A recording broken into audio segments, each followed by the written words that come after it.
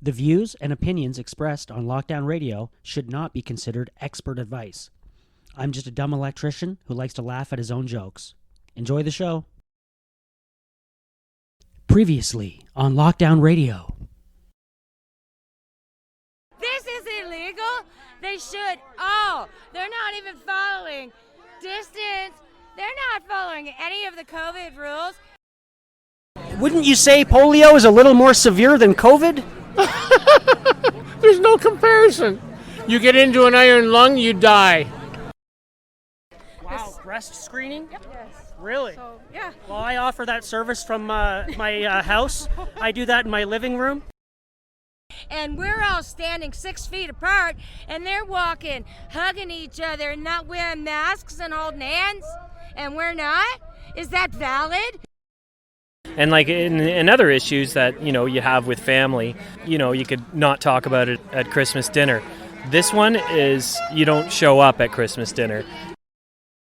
My friend named Chase, my best friend, he was in a different zone. Every recess, we would say hi. I think every single one of us have been affected by the lockdown, no matter what, every one of us. Some facet of life that's been interrupted, destroyed, disrupted, right?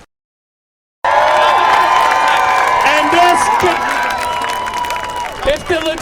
if the lieutenant governor is lawfully taken into custody and charged with criminal code offenses, this could end today or tomorrow.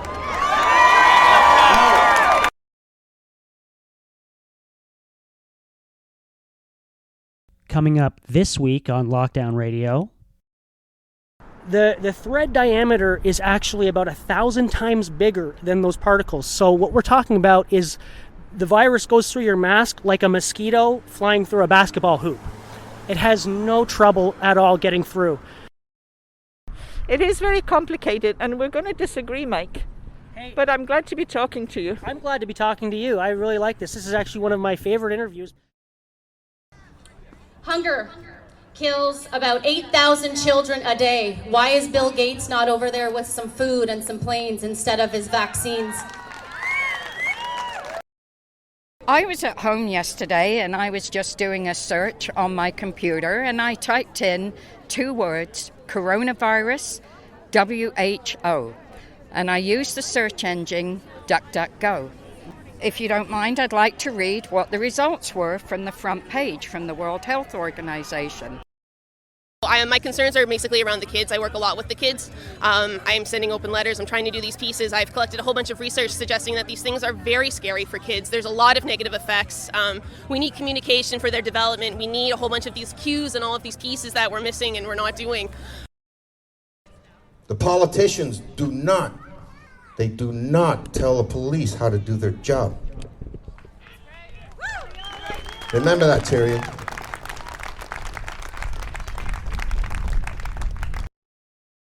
We are paying for it, and our children are paying for it, and our grandchildren are paying for it, and we will not allow it. Everybody needs to do their own search and look at alternative independent media and people like you, Lockdown Radio.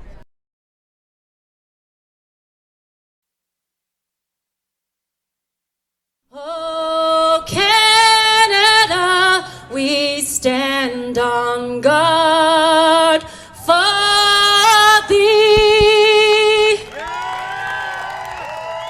Hello and welcome to Lockdown Radio. That was Wendy, and I know she's standing on guard for thee. Are you?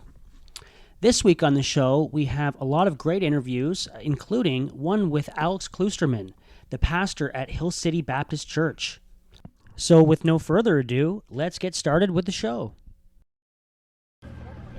Okay, so here we are back down at Confederation Park, and I'm joined with Alex Kloosterman.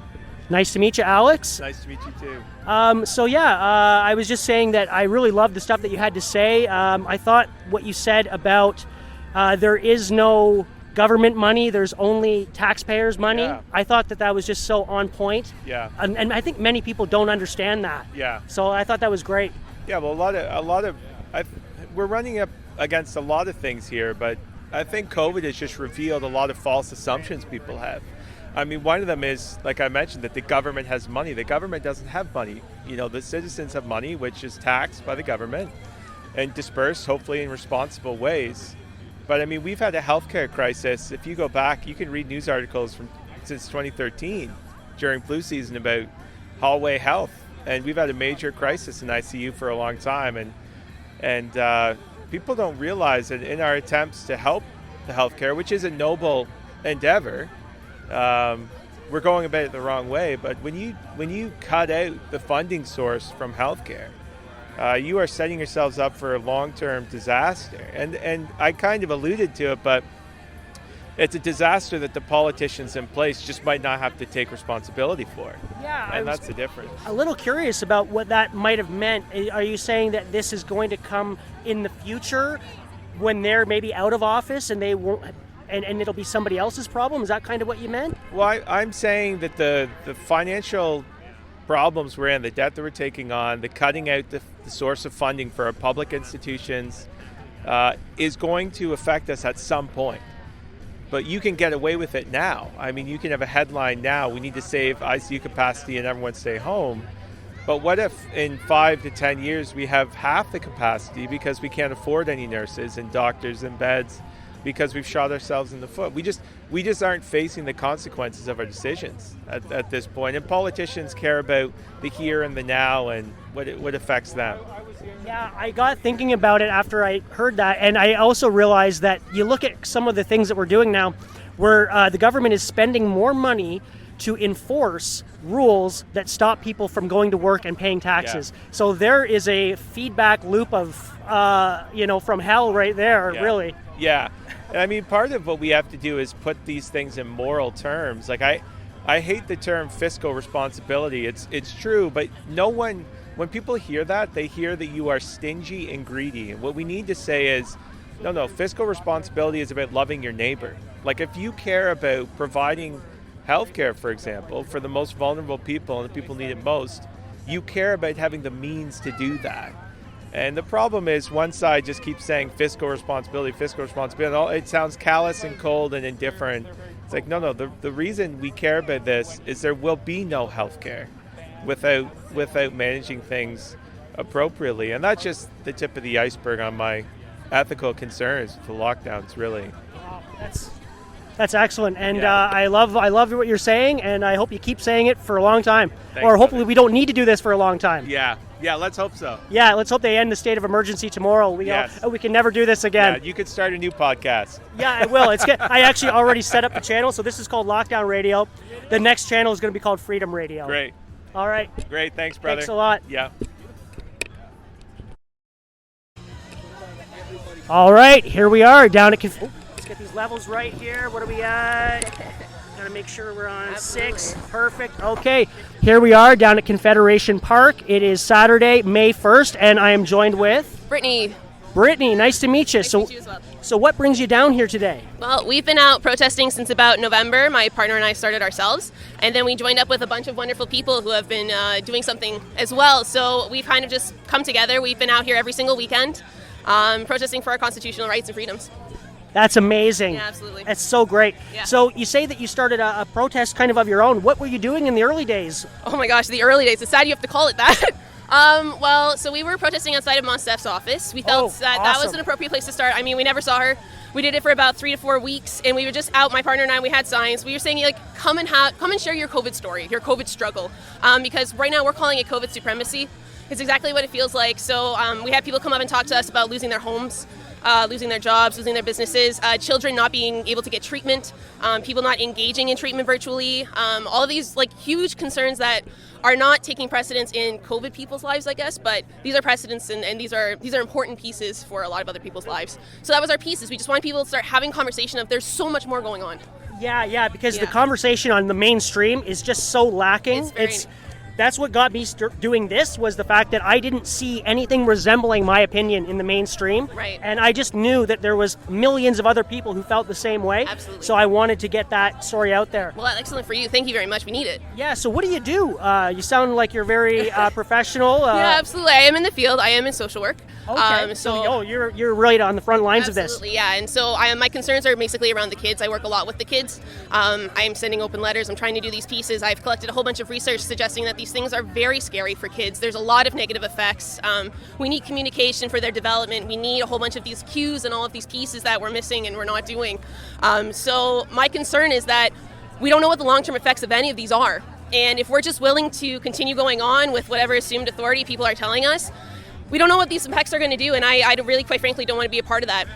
Yeah, well, good for you. It seems like you're actually standing up for what you believe in, Yeah. and for what you kind of signed up for when you went into that work. Absolutely, exactly, right? We're here for the kids. We're here for capacity building. We're here for our future, and right now it looks like we are not thinking about that at all. Was there ever a provision in your training of? I'm assuming you maybe went to university for this. Yeah. Did they ever say, in the event that the government becomes tyrannical and they try to destroy the lives of people, your duty is such and such, or did you just decide that you needed to do that? Well, I mean, I think we all know that the school's not teaching those things. I think we know that we never really saw that coming, did we? Absolutely not. No, I mean, the government is supposed to be our people, right? They're supposed to take care of us. It's father government, it's what it is. But I think we're seeing now that your data doesn't support this.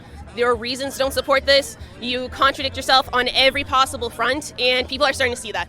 Yeah, I think the role of government has become extremely perverted in the last year and a half. Oh gosh, that's one way to put it. It kind of seems like I think people are forgetting that we are people and we are human beings, and we're not cogs in a machine that you can control. Absolutely. Well, so I guess you're keeping very busy at work then. Yes. Well, actually, right now, I did send that open letter. I've been fighting a lot of other pieces as well. I think we're just really overstepping in a lot of domains that we got to stop and we got to hold back and we got to say, whoa, I am an individual, I am my own person, and I will adopt my personal responsibility. You do not have to take care of me. So yeah, I think we really got to start having those conversations, and I'm trying to do that, but it is very stressful. It is very difficult. Yeah. Max Bernier really said it well last week when he said personal responsibility, right? Yeah, well, so my sign for the last, I'd say 2 months has been fight COVID, 1, adopt personal responsibility, and 2, get healthy. That's awesome, yeah, because if you follow everything that the government tells you right now, you will not be healthier. Okay, so we know for a fact, so let's just talk about that. We know for a fact 98% of deaths were vitamin D deficient. Why are you not telling us to get this beautiful sun, this natural peace? All you need is 20 minutes every day, and then you can fight COVID. You got to lose weight. We know that the average comorbidities from the CDC is 2.9 comorbidities. Like, these are not young people. Here's just a funny COVID story relating to that is that I liked that vegan restaurant that was on Lansdowne for a little while. It was kind of next to the Harveys there. Yeah. And one day during the pandemic, I went out at lunch to go get lunch, and I decided I want to be healthy and I want to go there. Well, weren't they closed down because they couldn't survive the lockdowns? But don't worry, Harvey's was still open, so I was able to at least get a burger and fries that day. So, yeah, so healthy and so good for your health, right? Absolutely. Absolutely not. Yeah. Well, thank you very much for doing this. Awesome. Thank you so much. I really appreciate it. Thanks. Very well done. Here we go. All right. And we're still down here at Confederation Park, and I'm now joined with... Laura. Laura. Yes. Very nice to meet you, Laura. I loved you on Rebel News, by the way. You're brilliant. Oh, thank you very much. So I was at home yesterday, and I was just doing a search on my computer, and I typed in 2 words, coronavirus, WHO. And I used the search engine DuckDuckGo. Okay. So, if you don't mind, I'd like to read what the results were from the front page from the World Health Organization. Absolutely, Laura. Please do.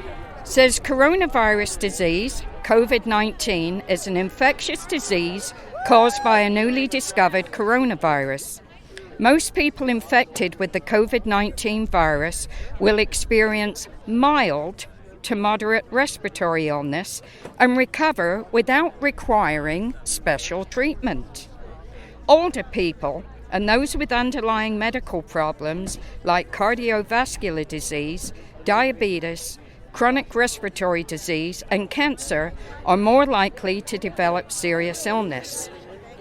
The best way to prevent and slow down transmission is to be well informed about the COVID-19 virus, the disease it causes, and how it spreads. Protect yourself and others from infection by washing your hands or using an alcohol-based rub frequently and not touching your face. The COVID-19 virus spreads primarily through droplets of saliva or discharge from the nose when an infected person coughs or sneezes. So it's important that you also practice respiratory etiquette. For example, by coughing into a flexed elbow. There is nothing about masking. Yes, well, exactly. What better way to ensure that people touch their face way more than they should by enforcing masks? Absolutely, I agree. So, and even Theresa Tam said that in the beginning. So did Fauci. But I believe something happened where I don't know if it was the media or somebody twisted their arms into saying that masks work. But originally they were actually all against them. yes, I remember that, and I've seen many clips where it brings them back up. Yeah, nomorelockdowns.ca. I think you can still see all those clips. Okay, I know it's a great website and I go on there often. Yeah. So everybody needs to do their own search and look at alternative independent media and people like you, Lockdown Radio. Thank you very much, Laura. Thank you. Have a great day.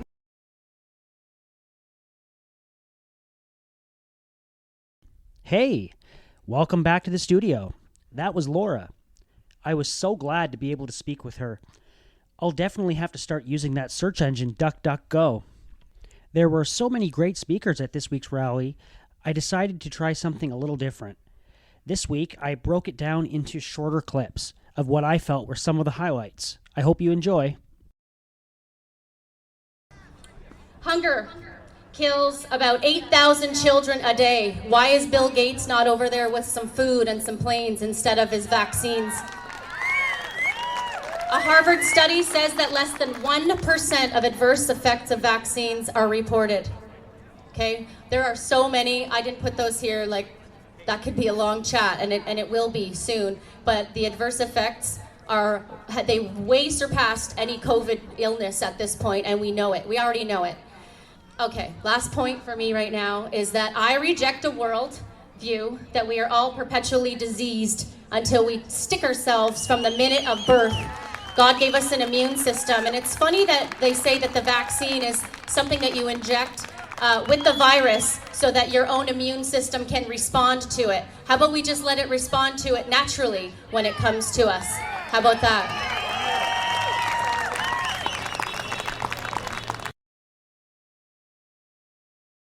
The police force is not the arm of any politician, especially not unelected, unaccountable bureaucrats. So I share those concerns. And I don't think that we're wrong for voicing those concerns. And I think that despite what they've said and the posters they've put up, this is an entirely appropriate place to voice those concerns. But I do want to caution us against a mob mentality. We're not going to win by simply exercising power. We're not. But standing on principle. And I don't want to be part of a world where the powerful win, even if it's my side. And you'll see then, you are the traitors and the criminals, the ones following orders, the ones, I cannot even mention your names because you are the dirt of humanity. That's what you are.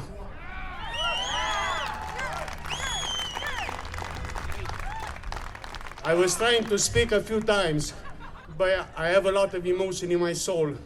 And I promise you, no one of you, traitors of humanity, will escape the punishment. The lucky of you will be able to get to Nuremberg. We know that there's nothing but lies on our media, lies from our government, and we know that from government all the way down to the municipal government, there is corruption. There is corruption, and there are lies. And who are paying for this? We are paying for it, and our children are paying for it, and our grandchildren are paying for it. And we will not allow it. This is the big one. This is the big one. There's an international law firm. There's over 100 lawyers from Germany, France, England, Canada, Australia, all over the world. They've come together to fight this tyranny. We're not going to go into the streets. We've got this. They are suing Pope Francis, the Holy See, the State of the Vatican, the Society of Jerusalem, Her Majesty Queen Elizabeth II,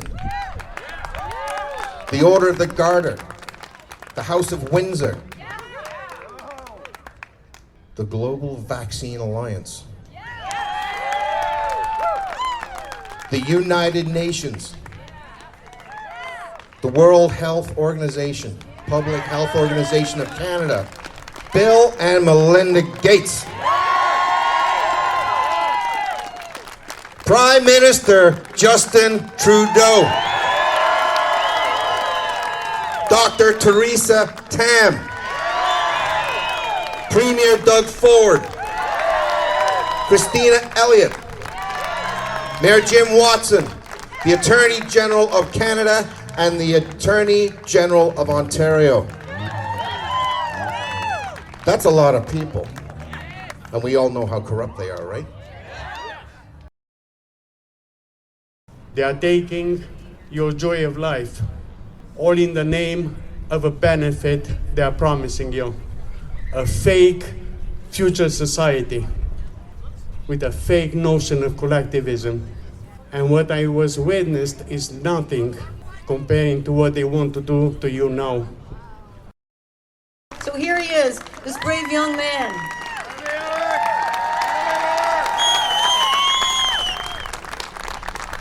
How's it going, guys? For those of you who don't know me, I'm Alec Masters, owner of Who's Next Barbershop. So I had a lot written last week, but it kind of didn't really fall into place. It sounded kind of more like a poor me, so I'm just going to go from the heart here. We decided to stay open, and we didn't really have any other choice. Obviously, we had no money coming in. We did so safely, as much as I know, as much as everybody felt it that they were there. Peterborough Public Health came and ticketed us the first time. The second time, we put no trespassing signs on our door. They acknowledged them, they took pictures, they left. Friday night, I left my shop about 9 p.m. I got home at like 9:20 and I got a call from my alarm system saying that someone broke in. Shortly after, Peterborough Public Health and police said that they were there to change the locks for not abiding by COVID measures.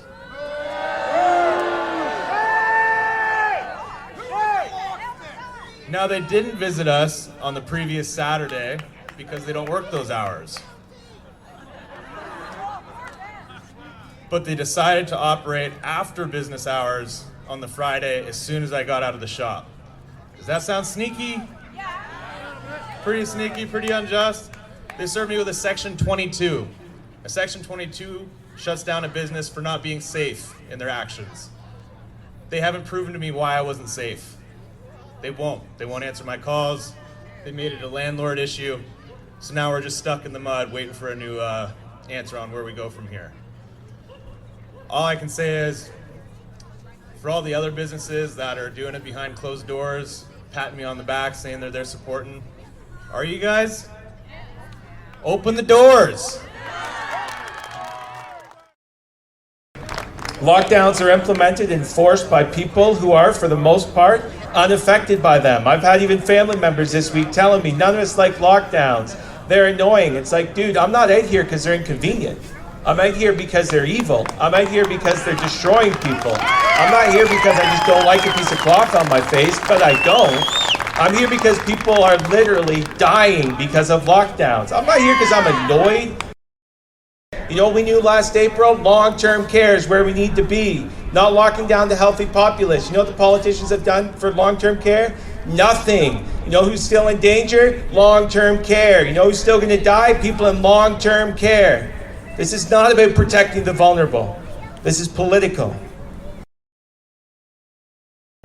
The gentleman who passed away from COVID in Peterborough, the 31-year-old man, who, it's a horrible thing, but they're trying to make it as if that was all there was. He was very obese, he had diabetes and heart disease, and it's horrible anytime, but let's call it what it is. Right? Liars. They really are. Another thing, In Kitchener, they just closed a whole entire floor and they're laying nurses off at the Freeport Hospital. Strange to do in Ontario right now, no, during such a serious pandemic. Why aren't we seeing on the news all the people that are healing from this virus? How come they're not being positive and hopeful and showing us things like, yeah, you might get it, but you know what? You're going to be okay. Why aren't we seeing any of that going on? Isn't that what boosts morale? Don't we need some people to tell us everything's going to be okay? Where are you? What's up? And to the lovely counselor that said we are desecrating this place. No, wait. He served. He went to Afghanistan. Mr. Counselor, you have broken your oath.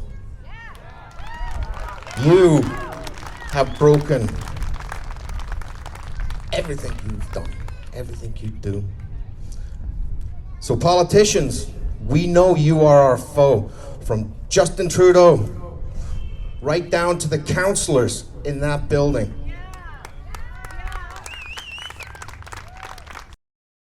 The time for action is going to come soon, and you'll see it. I'm still shaking when I'm looking at the way they are doing what they do to us. It's an attack against humanity, the worst attack I ever imagined. And you're going to pay for it.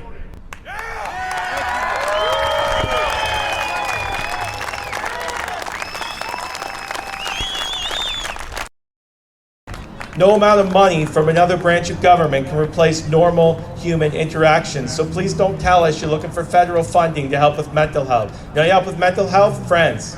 That's how you help with mental health. You treat people like humans and not like cattle. That's how you help with mental health. You can't treat people like animals and then give them some money to shut up. That doesn't help. This is from a young nurse, written from a nurse working through the pandemic. The last 13 months has taken its toll on everyone in such a different way, and we need to respect that.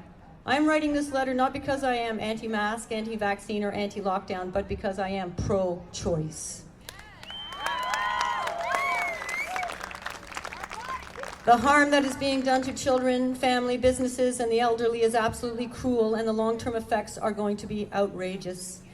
I am a local nurse who went into nursing to be the advocate, empathetic, compassionate, and dignity-reserving nurse we all hope to have. Thankfully, I found a career that enables me to uphold these values until this past year, when human connection, family, and choice were stripped from each and every one of us.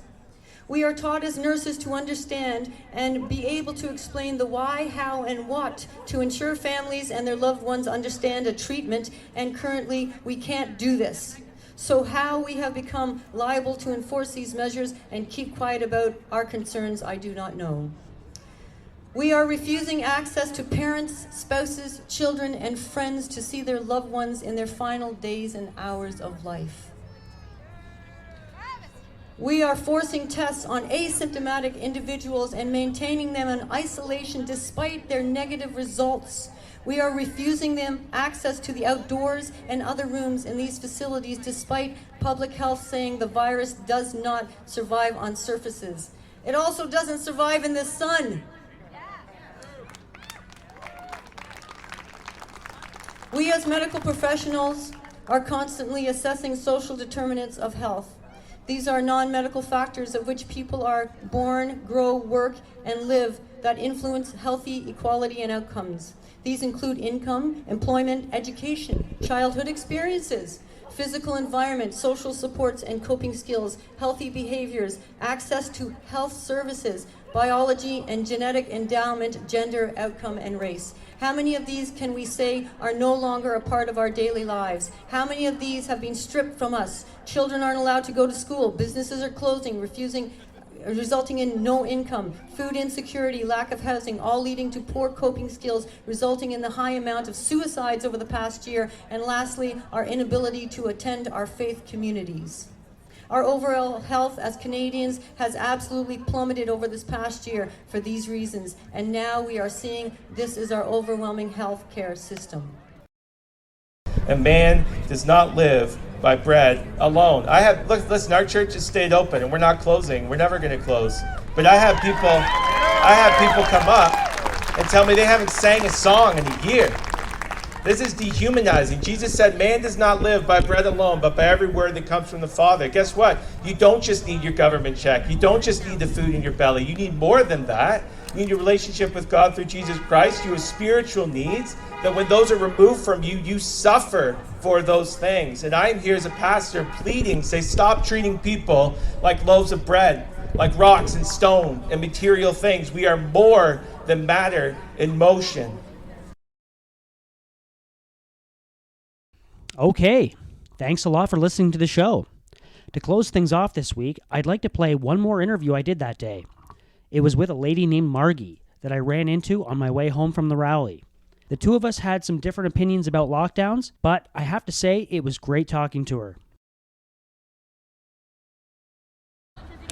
All right, now I'm actually on my way home from today's Freedom Rally, and I'm now joined with a lady on the street here, and your name is? Margie.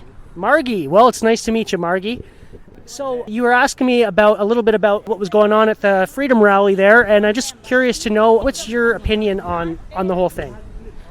Well, I think that they're against masks as well as vaccinations, I think. But I think as far as the masks are concerned, I think it's really important that we know that COVID is spread through aerosols. We've been told that again and again.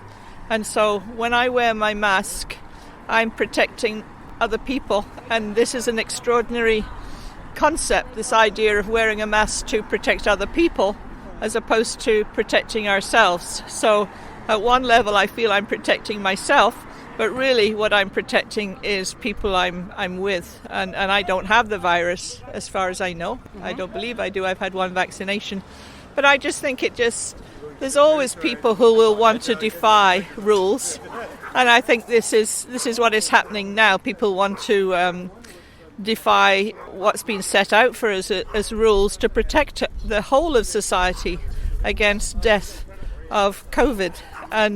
And that happens in the workplace. I don't work, I'm retired, but I worry terribly about people who are in close proximity to each other. And, whether it's in a factory, whether it's in a packing house, whether it's in a supermarket, wherever it is, whether it's on the street, I really want to say that all the science says is that we should wear masks to prevent the aerosols passing from one person to another. So, you worry about the people at work and these people in grocery stores and the meat packing plants. Many of them are younger, or they're not very much at risk of coronavirus, because I think if you're under 70, you have more than a 99% chance of surviving. And if you're 20 or below, I think you have actually a 100% chance of surviving. So I don't really worry about them contracting this as much as I worry about their rights being forced to wear a mask all day. There is a lot of data that's out there about its effects on people's health. You want to catch it so that we're doing an interview. No. Yeah, I noticed that. Yeah, so anyway, that's where my concerns are with this, and I am in the workforce. I've worked around, a lot of dust, a lot of nasty stuff, so I know when I need a mask. And I also know the effects of wearing one for a prolonged amount of time. So I'm a little more worried about that. And I think that people should have the choice to do what they want, because it is a free country. All of the leading experts on the transmission of respiratory illnesses came to the same conclusion, that they really didn't prevent any type of transmission at all. So I'm not saying that I think that, we should just let her rip. And I do think we should be careful. And I think that we should do a better job protecting the people who are a little more at risk. Absolutely, I think that. But I think that we need to start, instead of just saying that we're following the science, I think we need to actually follow the science. Interestingly enough, I posted that Stanford University study online on YouTube, and they immediately censored it. It's a peer-reviewed, actual 100% legitimate science study, and it's being censored. So I just think that there's a little bit more going on than just a virus. What do you think, Margie? Thank you. I'd like to differentiate between the flu and virus and this. I'm in contact. I worked in India. Okay, great. People are dying, and I worked in a slum, in a Dalit slum. Dalit people are untouchables. Nobody wants to have anything to do with them, and that's where I worked for a year and a half. And so I'm in daily contact with people now, because there are parts of our global society who are very vulnerable. And as you say, we talk about the workplace. Now, this is not the flu. It is very different to the flu. And my brothers are both scientists. They're both medical doctors, and one of them is an immunology, something like that. Okay. I'm sorry, I'm getting too old to remember my words. That's okay. I do that too, myself. So, and what they have done is they have protected themselves. Now, they are older, like me. I'm in my mid-70s. Okay. But there are younger people are being affected with the mutation. What is happening with this thing, it is so strong. It's an extraordinary thing that this virus has gone around the world. Everywhere is affected. Even now, because of people going into the Arctic region of Canada. The people are going in from outside and have taken it, into those communities that otherwise wouldn't have had it. And that's what I think is criminal. Because I don't know everything, I'm just going by the precautions. Like when I went now to get coffee, and they don't want people to sit down because they don't want people to hover and be present for any length of time. And I'm respecting that as something that our government, our provincial government, we've got a terrible leader there. Oh yeah, I 100% agree with you. So, and he thinks only about the image of himself. He comes from a very violent family. That's why he is the way he is. I still go to the pub. I still buy locally. I buy from the publican. I get it delivered to my house. I mean, I know that not everybody could do, because I'm a socialist, right? I grew up in England. I grew up right after the war in England, right? And my husband was a gambler. I was left with a baby and no money and nothing. I know how to do things, and that's the difference in generations, right? We can make soup. Young people now, I'm not saying all young people, but many cannot. They need to have ready-made food, which is more expensive. And that's a skill that we learned because we had to, and it's different now. I'm not criticizing anybody. I'm afraid that the next generation coming up is going to have to learn to be more resourceful, because I think our economy, I don't think we've even began to see the real effects of this, and we haven't began to see the effects of the psychological effects on kids. So I do think that life could get tough again. Yeah, I think so, but we learn out of that, and if we don't fight it, pivot is the word that is a new word, that not a new word, but we've used it a lot more. Pivoting is a skill that everybody can get. You talk about the basketball, and you talk about who it belongs to, and it is societies, And yes, for the moment, it's because there's a grouping of too many people using the basketball, and so there's a reason why they're saying not doing it. But if we actually conform to what our government, our local government, for instance here, or our provincial government is trying to do, then it'll be over sooner, I believe. It's because we're fighting again. I haven't seen my son for a year and a half. He lives in Belfast. Oh, okay, so it's not necessarily because he or you are afraid to see each other, because I've seen my parents, my father recently passed away, but it's a nightmare what's going on right now with not being able to visit and stuff. Yeah. I might edit this out. Anyway, I just think I talk to, I live across the street from a building that has a lot of older people, and I do talk to a number of them. And one lady told me that she wasn't seeing her family at Christmas this year because her kids said that they were just a little too worried. And I just got thinking, come on, you can't give up this precious time. Go see your family, and and they would have been fine, because I've done it with my family this whole time, and thank God we got together early. thank God Bring your bubble though. Well, what it is we all became comfortable. The first time when we got together in April of 2020, we were all sitting in my backyard in Peterborough. We were sitting around 6 feet apart. There was a hand sanitizer. We were really doing it, right? Yeah. But over the course of the year, we've now become very comfortable with the idea of getting together, and now it's just a normal thing. So I worry about the people who are still in that March/April 2020 mentality, because we have to evolve too. As we learn more about this virus, we do have to evolve, and I think at a certain point, if you can't live with COVID, then you just can't live at all, because I don't think they're going to get rid of this completely. No, I agree, but we have to get it with the vaccination. That's our way of controlling it, right? We may have to get a vaccine. I've had one vaccine. I need to get the second one because when my time comes, and Sure. I've got an appointment for it, you see. Yep. But the guy who's doing work on my house right now, he's 56. He hasn't had his first one yet, right? So he's being very cautious about relating with me, right? Because he doesn't want, because I can get it from him, right? I could go down a whole other avenue talking about what I think about the efficacy of these vaccines. I think the fairy tale that we've been fed, that this was developed under the Project Warp Speed in 9 months, I think it's nothing but a fairy tale. It is very complicated, and we're going to disagree, Mike. Hey. But I'm glad to be talking to you. I'm glad to be talking to you. I really like this. This is actually one of my favorite interviews. You know, it's a little bit more fun, I think, to interview somebody who has opposing views. So, Yeah. and I think... Oh, we have to do it like that. Yeah, no, we have to do it like that. Yeah, Yeah. so this has been great. But I wish you well. Okay. I hope you stay well. I hope your family stay well. Thank you. Don't mess it up, okay? I will try not to. When we see each other on the street again, say hi, okay? I will. Thank you very much. Okay, darling. I'm glad to talk to you. Thanks for stopping me. Okay.